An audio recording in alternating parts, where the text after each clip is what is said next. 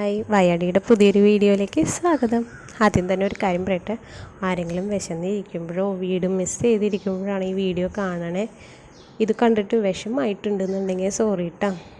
പിന്നെ ആദ്യമായിട്ടാണ് എൻ്റെ വീഡിയോ കാണുന്നതെന്നുണ്ടെങ്കിൽ എൻ്റെ ചാനൽ ഒന്ന് സബ്സ്ക്രൈബ് ചെയ്തേക്കെ. പറ്റിയ സമയമുണ്ടെന്ന് വെച്ച് കഴിഞ്ഞാൽ മുമ്പുള്ള വീഡിയോകളും പോയി കണ്ടോളൂ. ഓക്കെ, പിന്നെ എൻ്റെ വീഡിയോ ലൈക്ക് ചെയ്യണേ, ഷെയർ ചെയ്യണേ, പറ്റിയ കമൻറ്റ് ഇട്ടോളൂ. അപ്പോൾ നമുക്ക് വീഡിയോയിലേക്ക് പോയാലോ. അപ്പോൾ ആനന്ദേട്ടന് സാധാരണ ഉച്ചയ്ക്ക് ചോറ് കൊണ്ടുപോകാൻ വലിയ താല്പര്യമില്ല കേട്ടോ. രാവിലെ ബ്രേക്ക്ഫാസ്റ്റിന് എന്താണെന്ന് വെച്ച് കഴിഞ്ഞാൽ അത് തന്നെയാണ് കൊണ്ടുപോകാറ്. ഉച്ചയ്ക്ക് ലഞ്ച് ബോക്സിൽ ചോറ് കഴിക്കാൻ ആനന്ദേട്ടന് എന്തോ വലിയ താല്പര്യമില്ല. പക്ഷെ പൊതിച്ചോറ് വലിയ ഇഷ്ടം കേട്ടോ. ആർക്കല്ലേ പൊതിച്ചോറ് ഇഷ്ടമല്ലാത്ത. പിന്നെ ഞാൻ ആലോചിച്ചപ്പോൾ ഇനിയിപ്പോൾ മുംബൈയിലേക്കൊക്കെ പോയി കഴിഞ്ഞ് കഴിഞ്ഞാൽ പൊതിച്ചോറിന് വാഴൽ കിട്ടുമെന്നൊന്നും നമുക്കറിയില്ലല്ലോ.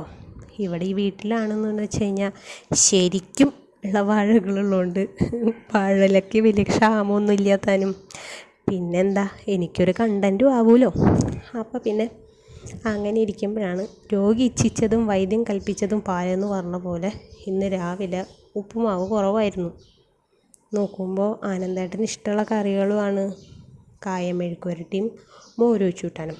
പിന്നെ ഒന്നും നോക്കിയില്ല, എന്നാൽ പൊതിച്ചോറ് തന്നെ ആക്കാമെന്ന് വെച്ചു. അങ്ങനെ എന്തൊക്കെ ഉണ്ടെന്നറിയോ പൊതിച്ചോറിൽ? നല്ല ചൂട് മട്ടരിയുണ്ട്, പിന്നെ കായം മെഴുക്കുവരട്ടിയുണ്ട്, ഒഴിച്ചുകൂട്ടാൻ മോര് ഒഴിച്ചുകൂട്ടാനുണ്ട്, കടുമാങ്ങാച്ചാറുണ്ട്, മുളക് വറുത്തതുണ്ട്. ഈ മുളക് എന്ന് പറയുമ്പോൾ കൊണ്ടാട്ട മുളകല്ല കേട്ടോ, തൈര് മുളകാണ്. തൈര് മുളക് കൊണ്ടാട്ടം, അതിലെ തൈര് മുളകാണ്. തൈരിലിട്ട് ഉണക്കി എടുക്കുന്നതാണ്. അതിന് ഉപ്പ് അധികം ഉണ്ടാവില്ല. പിന്നെ കൊണ്ടാട്ട മുളക് അത്ര വലുതായിരിക്കില്ല, ഈ മുളക് നല്ല വലുതായിരിക്കും. എന്നാൽ ഒട്ട് വലിയ എരിവും ഉണ്ടാവില്ല. പിന്നെ മെയിനായിട്ട് എന്താ, ഇതൊക്കെ ഉണ്ടെന്നുണ്ടെങ്കിലും ഇത്തിരി പ്രോട്ടീൻ കയറണ്ടേ. അങ്ങനെ ഒരു മുട്ട ഓംലേറ്റും കൂടി വെക്കാമെന്ന് വെച്ചു. പിന്നെ ഇവിടെ പിന്നെ കടുമാങ്ങാച്ചാർ, മാങ്ങാ സീസൺ ആയതുകൊണ്ട് കടുമാങ്ങാച്ചാറുണ്ടല്ലോ.